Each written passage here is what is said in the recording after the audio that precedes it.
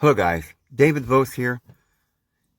Well, it's actually a beautiful day in Oklahoma today. As far as sunshine is out and temperatures are cool.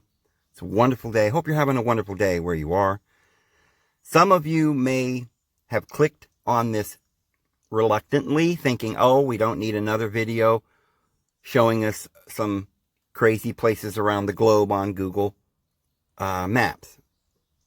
Well, friends, if any of the videos we've been doing on this, looking around the globe for these weird things, we looked at Antarctica and we looked at Area 51 stuff, if they have piqued your interest at all, if they're interesting at all, you really should stay tuned for this, because we're gonna literally show you the whole plan. I'm going to show you a huge mega city, and I'm not joking, under the sea. You can literally see it. I'm going to show you in a minute. Now, just to wet your whistle so you don't take off, because it's going to take a while to get there. We got to prove to you, because a lot of you are going to see the evidence and you might think, well, what is he showing? At first, you might not think this is real. This is probably a natural rock or something under the water. When you see the city, you will no longer doubt at all. I promise you, there couldn't be a soul that could watch this video after we're done and say, I don't agree with David on this. There is no aliens living under the ocean. I don't believe it. When I show you the evidence, you will believe it, because seeing is believing. And I'm going to show you a city that is 100 miles square, which is odd. It's a very square city, and it's built, I'm told that Washington, D.C. is 100 miles square. Well, Washington, D.C. is 10 miles by 10 miles. And so some people say that's 100 square miles, but that's really not.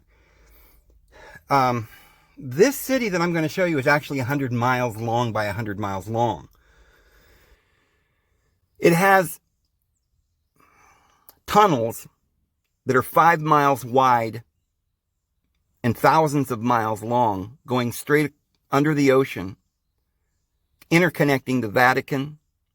We're going to show you how it connects with Israel, and it connects to these bases that we were showing you in Australia. We're going to show you a direct connection with Perth, with the Australian RAAF, the Royal Air Force, Australian Air Force. And it's going to... Now, the reason Australia's featured so prominently, I believe, is because it's down near Antarctic. We're going to show that there are direct chambers. I'm not going to call them tunnels, because they're 5 miles wide, these tunnels. Some of them are only 2 miles wide. But they're living quarters, or they're big enough to be cities for thousands of miles. And we're going to see that there must be millions to billions of these creatures that live down there. And we're going to show all the proof of this. Well, I'm sure I've left out a few of the things that we're going to be seeing here. Well, okay, one thing before we go. The city that we're going to see, that's square, that's 100 miles by 100 miles, it's completely square. It has some strange crisscrossing in the middle, and there are certain vents at the top. The walls appear to be over a half mile high. I'm measuring them, but it's difficult to measure because I don't know where the bottom is of the wall, but it's at least a half mile. It could be a mile high, the walls. That's pretty big. A mile is very, very, very, very big. I don't think we have buildings that big. There's no question we don't have a building that interconnects for 100 miles and is possibly a mile high anywhere on Earth. And like I said, for there to be a need for such massive buildings, we might be talking about Anunnaki. We might be talking about giants under the earth. So please stay tuned. This is literally earth-shattering information that we need to get to everybody on Earth, because it may explain, well, I'll tell you what it may explain. Let me go into we'll go into the philosophy and what it means after we've taken a look at some of this. But it's important that we know this and that the whole world knows this, that we're just slaves to the beings that are underground. And all of our working and efforts is going to them. Now, one last thing before I show you some amazing things. The roads can be conclusively proven to be roads and not anomalies under the ocean. We'll prove that within probably the first minute. But to start with, let me just show you what one of these roads looks like here. We've seen them already. There is one right there. Actually, there's a couple, and they do some little zigzagging. The reason why, right off the bat then, you can see beyond a doubt that this cannot be a natural phenomenon because these are perfectly linear and they make right angles. And if you do a little research on Google, you'll find that a mathematician will tell you that right angles do not occur like that in nature. Okay, and so there's some different ones. There's ones that are real smooth like that, and they usually have these little vents. And then there are other ones that seem to be like, it looks like tire tracks or something. But take a look at this to start with, guys.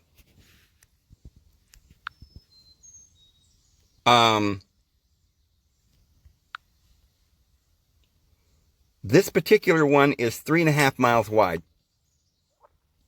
We're going to show some major arteries throughout the ocean that are like 5 miles or more wide. But just this one right here coming in. And they have many branches. Some of them are, So, what is this and why is it here? Well, these seem to be roads of some sort, but yet massive roads that seem to be going all over the place like checkerboards. And why? These are vents. There may be a tunnel going underneath that one. Why are they here? Well, we'll see that each one of these roads goes to major ports. So let's go back and show how they wiggle around and go to all the ports. See how this makes this right angle and goes over to this port, this Lascaux, or wherever it is. It's servicing certain ports. So we'll go down. Here's definite right angles and squares. This is the Gulf of Aden. Right here, it goes over and then goes up and then goes back over and goes straight over because it's going to service the port.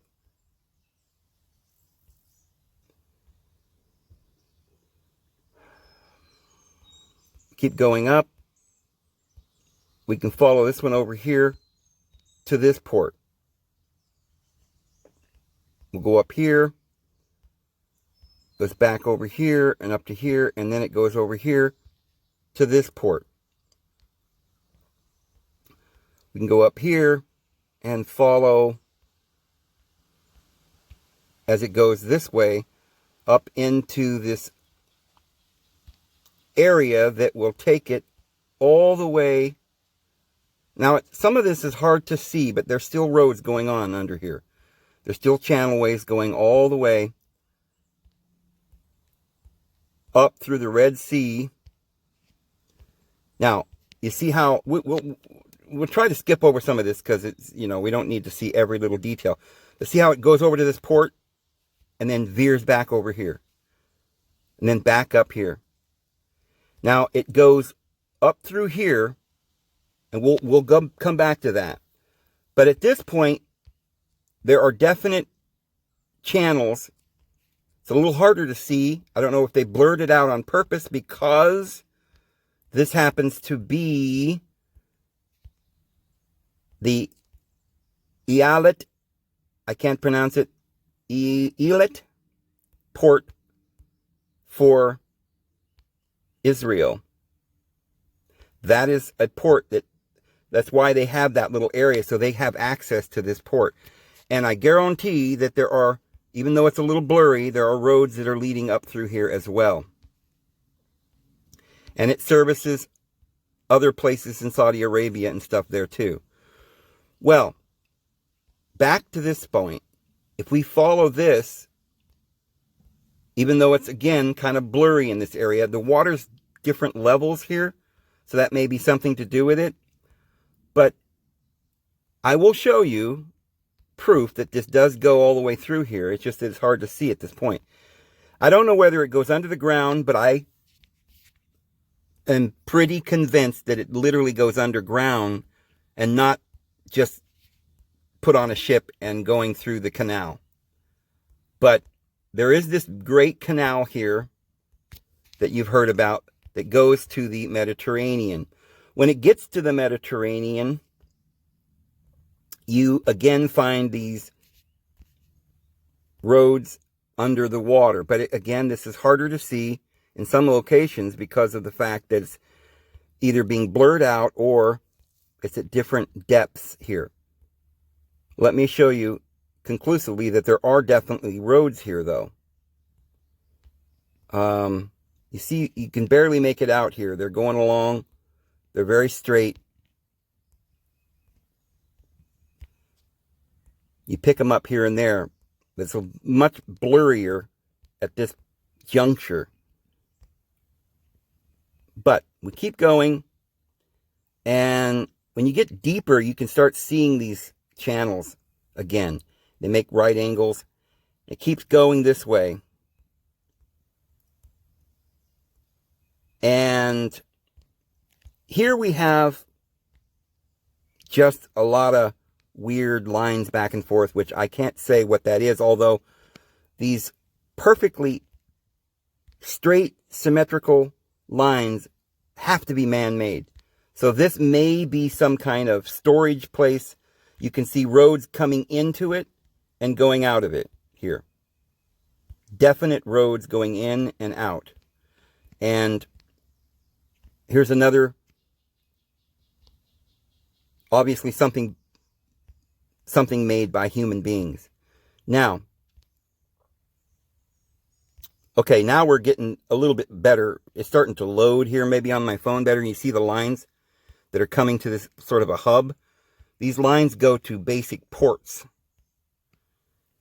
Now we see this one as you can see it very clearly. So where we can follow it, we'll follow it. Now, we keep following this through to this one here. Because obviously Rome's going to be very important in this whole scenario. Okay, here's Rome. Well, there's a lot of jagged rocks, and again, it's kind of like hard to see in this type of area. So we don't know what's under there by Rome. But what we do see here is Naples has a definite corridor coming out of it. What's interesting about this one is that it goes very straight, goes right over these mountains under the sea, makes a bend, slight bend, and keeps going.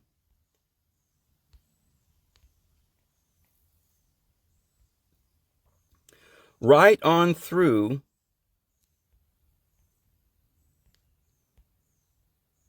the Straits of Gibraltar and comes out the other side. When you come out the other side, it just keeps going straight. There are a lot of pathways that veer off from here that we could take. But I'm going to go straight. This is the way I went before. And sometimes it's hard. You think you lost it, but you didn't. It's still there. See, it's still there, guys. And it's going along the bottom of the ocean. Sometimes you come to little objects in the way that is difficult to understand what it is. So anyway, we come out to this spot right here. And it comes to this big intersection here which goes northeast. If you pull out and look at the direction where that's going to London. And I have followed that straight to London. It does get a little blurry at times because the sand seems to be covering the road at times, and it's difficult to find your pathway, but you keep going and it's always there. And you go and you go and you go. You come to areas where there are a lot of roads going in different directions that we could explore.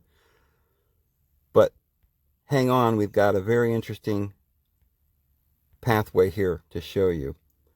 So this goes through this mountain, comes out the other side. We got some interesting things along the way, of course. I think those are vents because the sand does blow across the road. There's different obvious things that are in the path along the way. But as we keep going through all of this mess, it does come out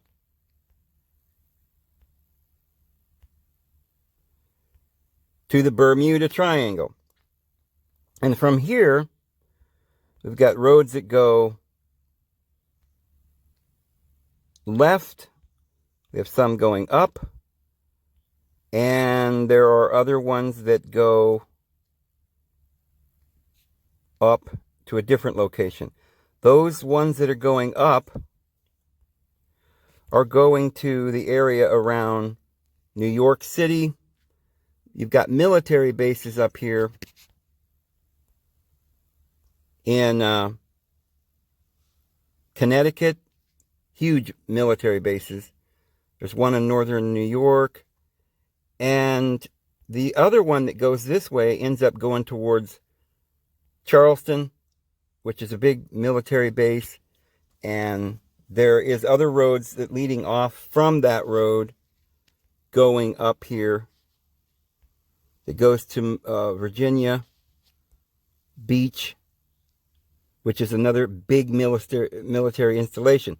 And all along here is just chock full of symmetrical lines and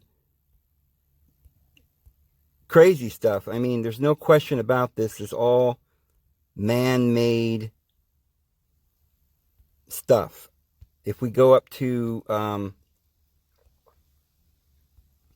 around New York, you see a bunch of stuff that is crisscrossing the ocean floor, and only the Lord in heaven knows what any of it is. But it's big. These are miles long and miles wide. And then you go up to Maine. Okay, here's the Connecticut area. There's definitely symmetrical, man-made lines, and just like we see on the West Coast, as we'll see in Australia here in a little bit, anywhere near any of these military bases, you have a lot of this stuff going on. You also have it up heavy up here in Nova Scotia. There's quite a bit of stuff going on there, I noticed. Lines and roads and peculiar things. Round things under the sea. I don't know what, but just lots of roads going which way, up and down and around. So let's back out and go back down to the Bermuda, because this actually gives a new meaning to the term Bermuda Triangle. You see, it does actually form a triangle there. But so you can go back to London from here, back to the Gates of Gibraltar. We just came from that direction. You can go to the United States. If you follow this one that goes this way, south,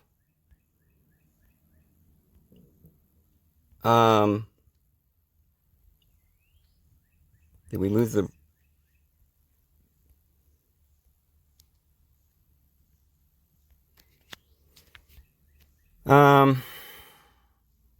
Here we go. There's another road it crisscrosses. And a bunch of roads crisscrossing this. But it does keep going south. You gotta...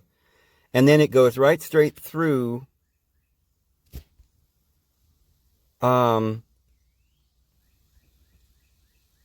between Haiti and Cuba, Jamaica man, and keeps right on and going. And when you get down here, there's all kinds of roads going to all the different ports. But it seems to be making a straight beeline, except for the other lines that go to different ports. But it seems to make a beeline to Panama. And then, of course, it either goes underneath the Panama continent, or they get off and get in the canal, the Panama Canal. I don't know. I think they go underneath. There are tunnels. It comes out on the other side. And again, in this type of water, it's not always as easy to see the lines, but obviously there's stuff there. So we're going to go up around here and go up this way. It's still definitely these roads. It's a little blurrier here, but these roads will go straight up, and wait till you see. We're about ready to get to the big city, guys. So it keeps going, right? There's roads all over through there, but that's a straight line. So let's back out and take a look where we're at here, because I need to see where I'm at. Okay. This line goes right through here, if you could see it. It keeps going up here until it gets to a certain place right around in here.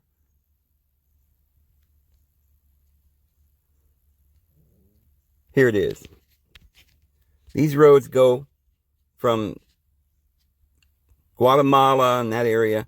These roads go straight down, huge roads, until they get to this huge mega complex that appears to be both triangular and square at the same time. Kind of like the symbol on the Freemasons, a square and the angle and so forth. But if you notice, it's definitely a square.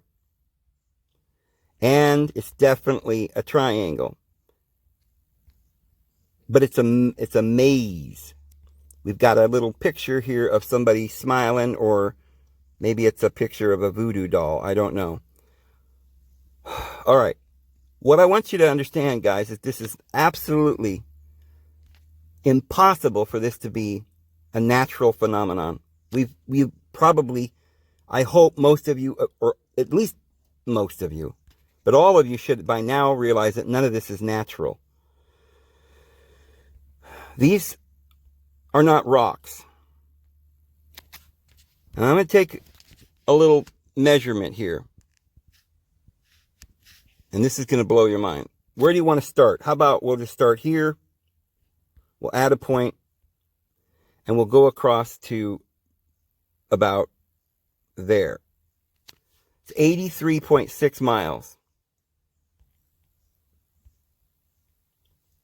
That's 107 miles.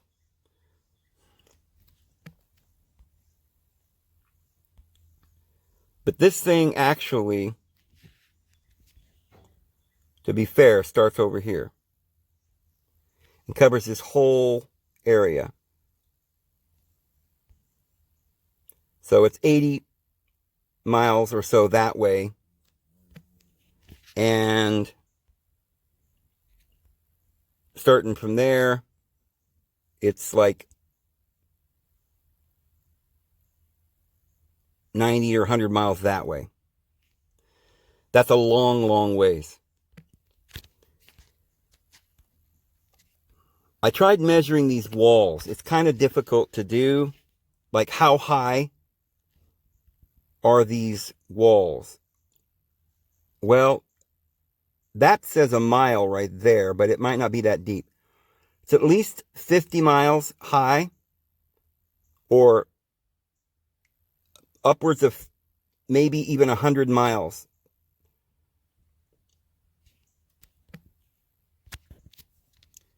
Each of these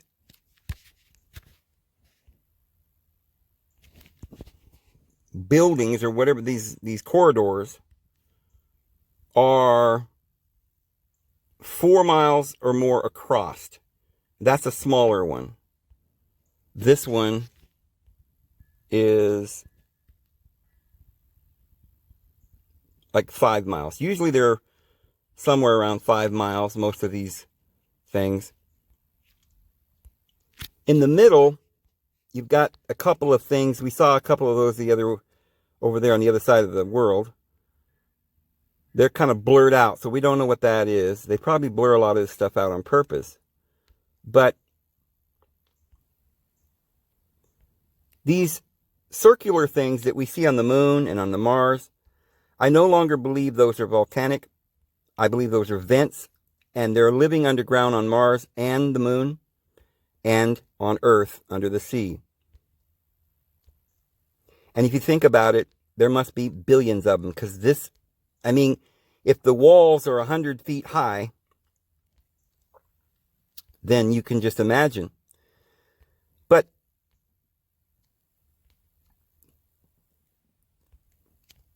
this complex, whatever it may be, has roads going everywhere out from it, like a hub. And there are major roads going to Costa Rica. There are roads going over here to Panama City, the one we took to get to it. There are roads down here.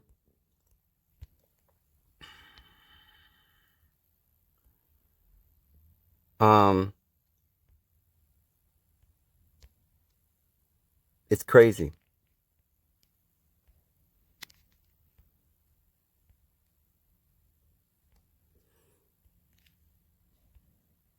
Basically, that is a straight road right there going over to it. And it keeps going right on through to this area here. Now, you might think this is just a rock, and it may very well be. This is probably just rock and natural. But then you look at something like that, and you wonder just how natural any of this really is.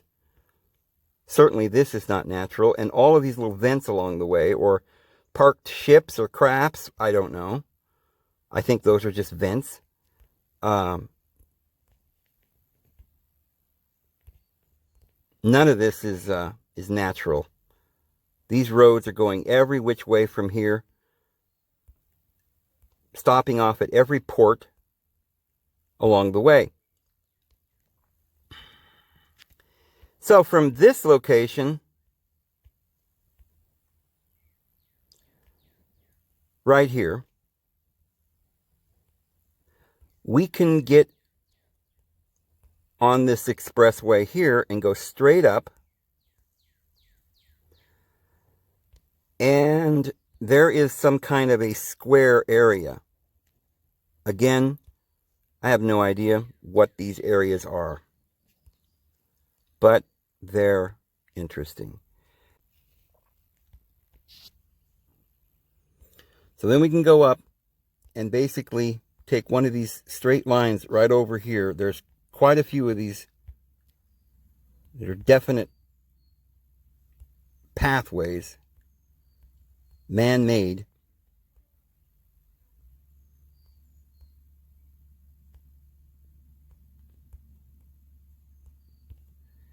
And we go to Hawaii. Hawaii seems to be another kind of a hub, because if you get back and look, you'll see that there is lines from Hawaii going up.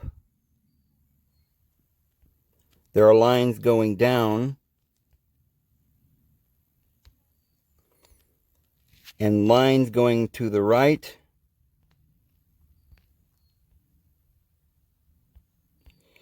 And then lines out towards the left. So in every direction you have, it's kind of like a spoke or a hub. From this hub, you can take some of these lines and go straight over. Okay. So if you zoom into Hawaii, you'll see there seems to be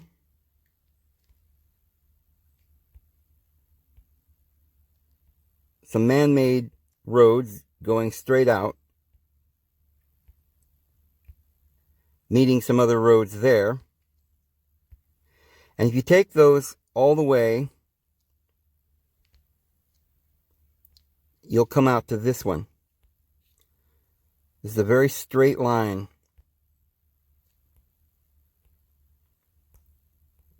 Made by human beings. There's a lot of crisscrossing across this ocean. But if you follow that very straight line, where is it? Santa Barbara, Oxnard, right around in here, Malibu, the Malibu area. That's where that base is. And you look at the bottom of the floor, you see there's quite a few marks that are not natural. This here is one of them. And it makes a little bend, and then it makes a 90-degree angle. There's some weird things like this. It has to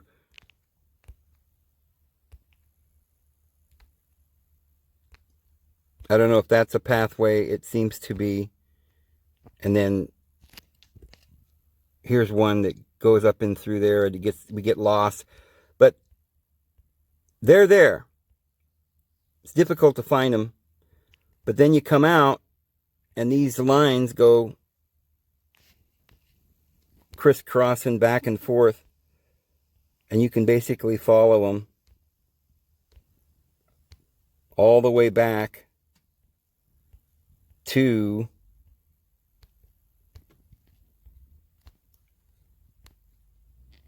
Hawaii. Then from Hawaii,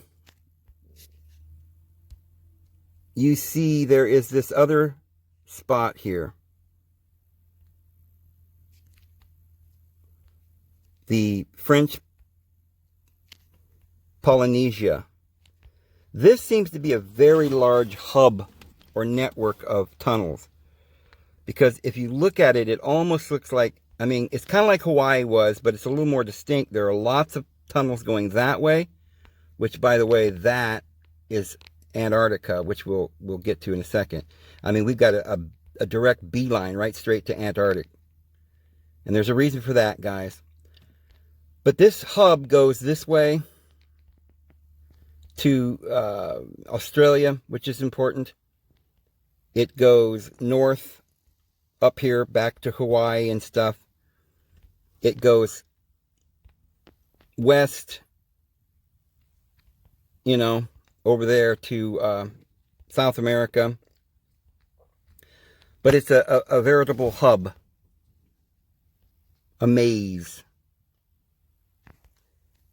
It's crazy.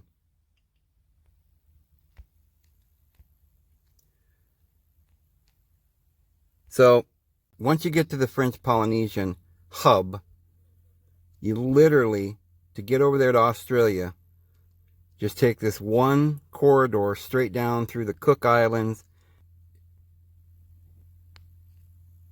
It goes up over this. It keeps going straight, right past Cape Regina. You still see it there, guys. It's just a straight beeline. It doesn't miss a beat. Straight, straight, straight, right over the hills and mountains, and comes right on into where this is that huge base that we were talking about in South New Wales. This is where all that stuff was. This is that alien space base that we saw yesterday, right at this cove. It's just crazy, right at this entrance here. That's where it was. We looked at that yesterday and we saw this this base here. And then of course this road is just like we saw on the other coast over there in California. I don't know how big it is, but it's very, very massive. And when you pull out, you realize now you're down here in Australia and there's literally all kinds of pathways that lead to the Antarctic. And remember what we were saying, that this spot right here is called Casey Station. And there are all kinds of corridors that lead to Casey's Station from Australia, underground. Just, it's crazy. And remember too, from that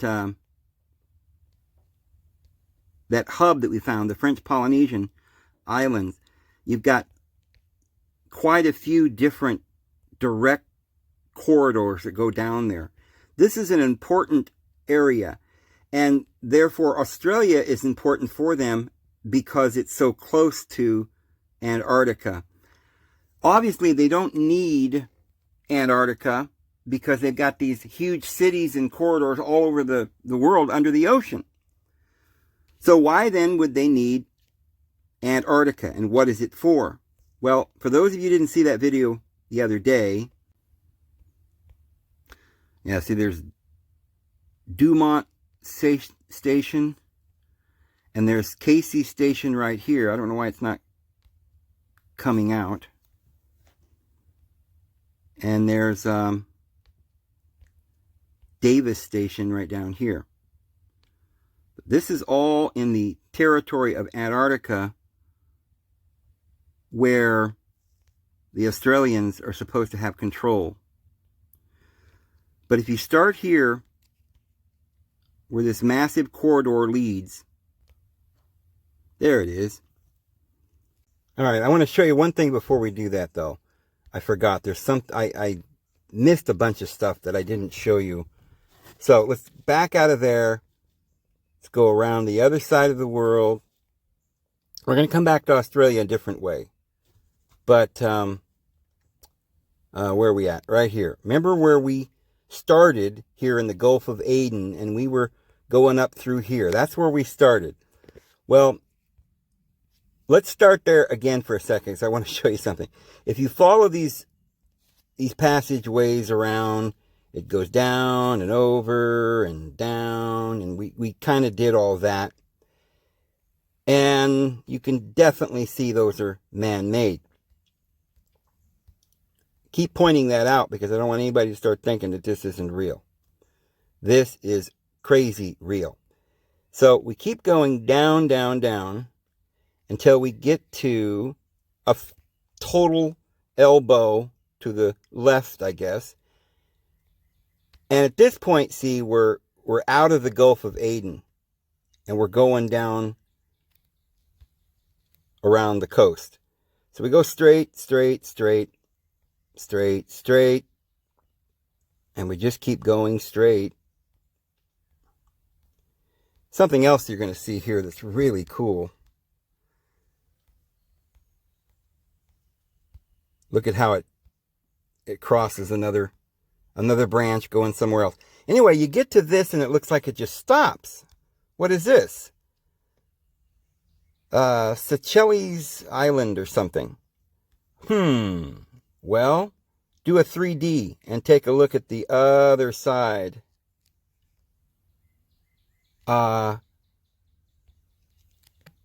It just goes right on through. It's a tunnel. So they do go right straight through entire continents.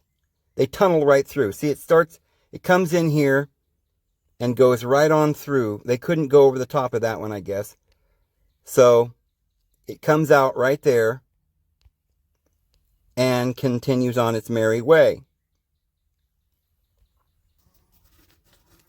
So we carry on down the road and come across these weird lines or walls, shall we say, crossing the road. There's several of these huge walls, and they seem to be other underground things that run parallel. But take a look at this. I mean, this is huge, monstrous, the size of these things. Whatever this is, it's about a mile, 1.3 miles high, or at least a mile high. And from this corner, the edge, down the other side is a mile and a half. So if that's a pyramid, it's like a mile high pyramid. That's it's not pyramid, but you know what I'm getting at. And it's just really odd. So continue on down the road, crossing several of these until it goes right on into this big, huge mountain and disappears. Goes underground. The road does. So this area is pretty big. If you come out, you'll see that going under it from the bottom is several lines, several of these roads.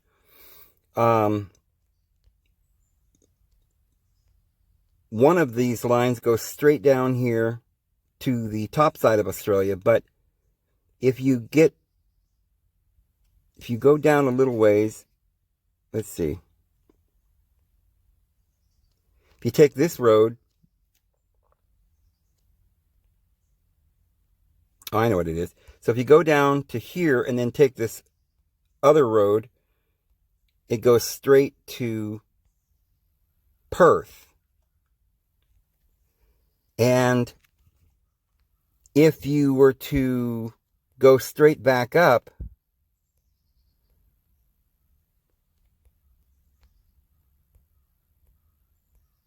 but don't take off to the left, but just keep going straight this time, it takes you right back to this other island that the road went under. So there's like a triangle from here down straight to Perth, and then back up going this way to this island, and then we can follow that island back to Seychelles. So they've got this maze going everywhere, and Australia seems to be a very important point that they want to go to. And then from there, this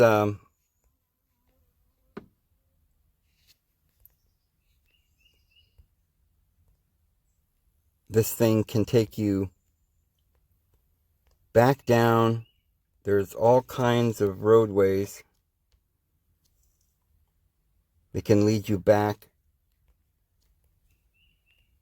to the Antarctic again. One other thing I want to show you real quick, because we didn't look at China, and so I want to just show you a little bit of something I found there that's crazy, crazy. So I was looking around China, and I thought, well, maybe I'll look at Taiwan. That would probably be an interesting place to look. So I looked around down here under the sea and found something very interesting. Aside from the fact that that looks like a man's face, but take a real close look at what is parked back in there. I have no idea what that is, but it looks weird and it's kind of wiggling. And when you get a side view of it, it might even be weirder. So I can get a view of this to where you can actually see it. It's like there are lights on or something. They flicker.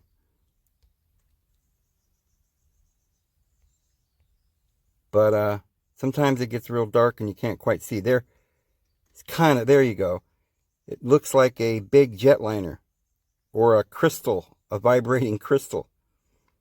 But it's pretty weird. There's obviously something there.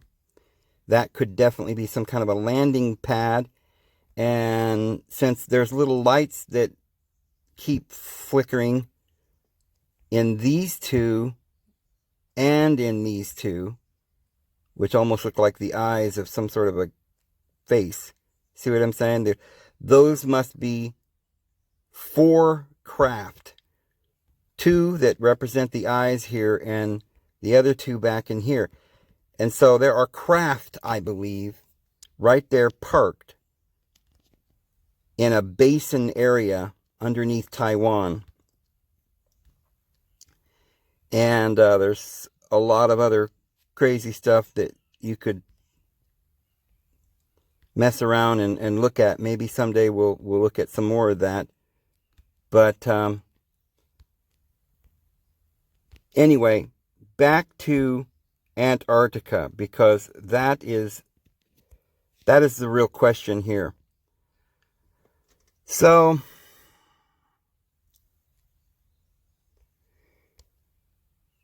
we were looking at this area right here, Casey's Station. And the other day we did a video on this, of course, but I just want to go back to this. For those of you who haven't seen it, these are the grunts. These are human beings. They're down there. They don't know what they're doing down there. They are told they're taking snow samples, or they're taking snapshots of the sun, or studying viruses in complete freezing temperatures. I don't know. And these are actual roads that Jeeps and trucks actually take. And these guys are actually down there messing around, thinking that, you know, there's some good reason they're there.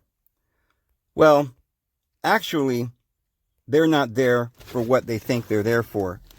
And I know this because there's a road right here that goes way up in here. And we followed that the other day. It goes up here where there's a different site. This is an airstrip. We don't know what kind of a base this is, whether it's regular airplanes or jets or otherworldly. But it looks to me like this road goes out to this airstrip. They call it Casey's Station Skyway, and that appears to be a regular airplane landing. But I want to remind you what we said the other day. This area right here that's kind of beige-ish, peachy colored, and then this other more cream colored beige, that is blocked out so that you can't see anything underneath that. You can't tell what's under there, if there's roads or cities or anything, mountains. So we were looking around and we were trying to figure out what might be. We looked in the area and we saw this right next to this, looks like a mountain or something. And we noticed right by that is a real military base or some kind of runway or something. Now, the question comes up, why do we need such a runway? You know, with all these buildings and hangars and who knows, Motel 8s or whatever's going on here. We've got another smaller, I mean, if you're just flying in small jets, you don't need much of a runway. You could probably use this one. I don't know. We found that this one was a mile and a quarter. I actually went back and checked it. This one here is about 2.5 miles long. There is some sort of building there as well. And you have to ask yourself why. What are they doing there? If they've got bases all over our world, intersecting everywhere, buildings that are 5 miles wide or larger, thousands of miles long, maybe 100 miles or maybe a mile high. We don't have buildings in our major cities that big. I mean, you know what? A mile high? That's a long ways. But thousands of miles, 5 miles wide. The biggest skyscraper that we have, is covers 1 square block. You know, it's a few hundred feet by a few hundred feet. So there wouldn't be any reason to have, I mean, if there were just corridors to transport things, they wouldn't need to be that big. Now, I understand maybe they're Anunnaki giants and they're tall, but they still, if there's only a few hundred of them, like in the Bible, it says there were 200 of these Anunnaki that fell. If they were 200 angels that were under the earth, imprisoned there, obviously they're not really imprisoned, are they? Unless maybe they are, and that's why they can't come out and feed themselves, and they're making us slaves, so we'll feed them. I don't know, but it seems like there are some crazy kind of reptilian creatures that seem to be in our Congress, so it looks like they can come out. And if they were to fly around in highly technological ships, we see them now, off and on, coming into bases. But if they're going to fly out, maybe they do missions constantly, all day long. And if they were doing that near places where people were, they'd get exposed. And maybe that's why they've got to have this place down here. And they land their big alien ships down here at the South Pole because, you know, up here in the Northern Hemisphere, we can't even see them coming in and landing there because it's way down beyond the horizon at the Southern Pole. And so they could hire a bunch of goons to come down here, little mechanics and people to sweep the runway. And maybe there's some motels down here for them to spend the night or whatever, because they're coming in from otherworldly areas, other planets. And then they're going down under the ocean into this whole entire vast civilization that's obviously bigger than the civilization above ground. But as I said, they couldn't be just a few hundred of them. There must be billions of these weird alien-like creatures, because I would say they'd have to be alien because they're not living above ground in the sunlight. Now, I'm sure they have high advanced technology. They don't need to suck the oil out of the ground. They probably use energy from the sun. They got satellites probably above ground. They've got solar or other methods to suck energy right out of the air or the soil or whatever. And they could probably keep it underneath, below the ground. They can probably keep the temperature perfect the way they like it. There's no snakes down there, no insects to bother them. They can grow food down there, I suppose, if it's that big of areas. But it looks like they've been using humans for something for a long, long time. Perhaps for a long time they did need us and they didn't have this vast system where they could grow stuff for themselves. And perhaps there are billions of humans down there working as slaves that never get to come to the top. Maybe there are some good ones that have decided that this is no longer the right thing to do. What if you had mice in your house? And I had this problem the other day, and I didn't want to kill them, so I tried to catch them, and I took them way down the road and let them go. And somebody was telling me, well, they're probably just going to come back.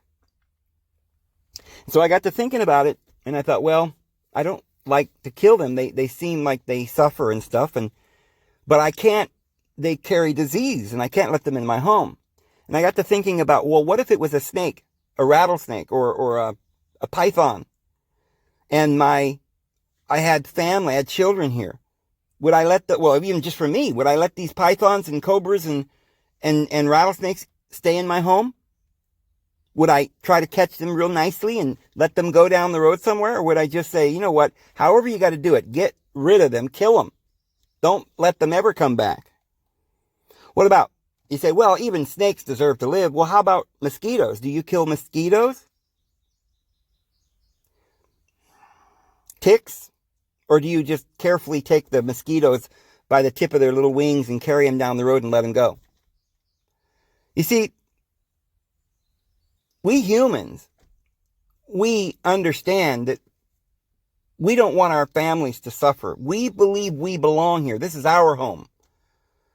Even though probably the mice and the snakes were here millions of years before we were. But for whatever reason, it's our home. After all, we are the superior species. And they are a danger to us. We've got to get rid of them. And then we use some of them like for cattle for eating. We eat some of them. We have sheep and cattle and you know, we just herd them around and keep them in pens and make them our slaves. We have some of them doing work for us. We ride some of them like the horses. Because we're the superior creature. What if these other creatures were here before us? What if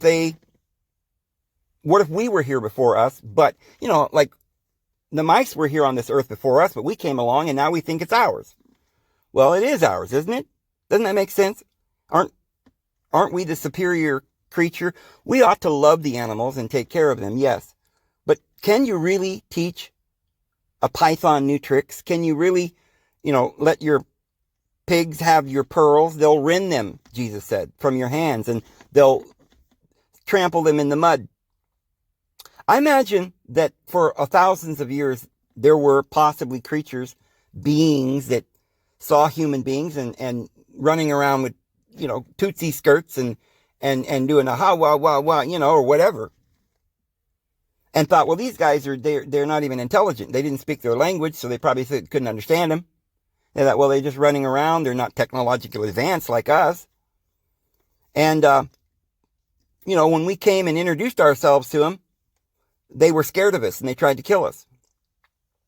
Or maybe, you know, they were thinking, well, there's not enough resources on this planet for the both of us. I don't know, guys. But all I do know is that Jesus Christ came to this earth 2,000 years ago and told us that we were free. And that there was coming a time when he was going to round up all these people, whoever they were, and they were going to be taken out. The devil was going to be taken out. The Bible calls them the deceiver, the devil, and the Sumerian tablets and all the ancient wisdom says that they may have come here from other places. Some of them may not be so bad, but a group of them fell, and they have made a pact. They're all out into this. They've got the secret societies and secret handshakes, and they know they've done wrong, and they're hiding. And Jesus said, when he came to that man who had the legion of demons, which represents the Judeans who were under bondage to the law, just as all the parables, you know, there's the blind man that was in a pool with 5 pillars. Those are the 5 books of the law. And he couldn't get down there because he was blind. Okay, when you're under the law and under this bondage of this beastly system, slaves to this God, you're blind and you're unable to walk properly. You're lame. You're deaf because you don't understand, because you're being deceived. And Jesus tried to wake us up. Evidently, it's time. And Jesus said, when he returns, shall he find faith on earth? Will you make the right choice? He says, come and follow me. Jesus is coming back very soon, and this entire world is going to go away. And it seems to me like we've got to make a decision. We've got to wake up and realize this is real, guys. I have a lot of people saying, Dave, get back to the religious stuff, the spiritual information. I like that better. Don't talk about this stuff, you know, this, you know, tunnels under the earth. right? That's just clickbait. No, this is not clickbait. We need to see this. We need to expose these people. They're here. This video proves beyond a shadow of a doubt that these beings are here and they're hiding down under the water and they have tremendous technology and there's a lot of them. And no doubt they're using us as slaves. Perhaps we're, all the finances, they say, oh, it's overpopulation. Well, if we've got 7.5 billion people in the world, and there's another billions of these guys down under the earth, and we're feeding them, where's all of our resources going? Perhaps most of the food and grain and stuff that we make, you can go across America, Australia, all over the world, and there's just tons of wheat, corn, and rice being grown everywhere. Do we eat that much? Or are they taking most of it down into the center of the earth for these creatures? I know in ancient times, Yahweh sure did like sacrifice. He loved it when you would barbecue some beef and they would take a portion of that and put it on Jehovah's table. It was a sweet smelling savor unto him. He also liked a lot of gold. Maybe he's got gold-plated toilet seats down there. And, marble floors and diamonds hanging from his chandeliers. And who mined all this diamonds and all the gold and all the silver? We got mines all over the world. Mines and thousands of workers down there risking their lives, dying. And where's all the gold going? Well, we don't use it for money anymore. There ain't that much jewelry in the world. And somehow they just confiscated it all. I think they probably took it down there and they're plating their toilet seats down there with it. See, we got some bad people living down there. And we need to tell the world they're there. And the reason why is not because we need to have a big war. Jesus said you can't win that way. And I trust that there are some really benevolent, higher, more advanced spiritually beings in the universe that knows what's going on. And they're saying this can't go on any longer. Human beings are now going to be adopted into the family of God. In other words, we were once there, that's our source, but we came into this world for whatever reason, and we lost our way, and now we're going home. But for those of you who can't understand that we need to have grace and faith and follow after the Lord, then this world, as it collapses around us, the mountains begin to fall, and people say, they go into the caves and the clefts of the rock saying, fall down on us and hide us. Because we don't know what to do with the light. We don't understand love. It's a new system. We don't, please Moses, go and veil your face and you go talk to God and then you tell us what he said. Make a bunch of laws. We need a king. We need a priesthood. We don't want to go directly to the divine spirit. And whatsoever we ask, we shall receive. So it's going to be a matter of making a choice. And I think it's going to help people if they understand what the choice is.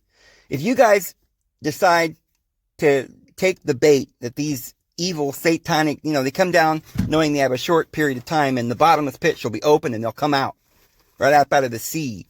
And they're going to be deceiving the world. What are they going to say? Well, they're going to say, hey, come on down. We got some good stuff for you. We'll throw you some cheese in that little cage and you got a wheel in there. You can go round and round and get your exercise on an exercise bike, right? How about that instead of actually walking around in nature? How about some poison food like, with preservatives and pesticides that taste like, oh, it's so wonderful, right? But now that real food over there, you don't like that, do you? Or how about, reality now is hard, it's depressing. So why not put a wire in your ear and just get plugged in to this other reality, which is just some fake reality? An Xbox machine or a cable television or a radio, doing the twerk all day long. And you're so addicted to the food, the false information, the news.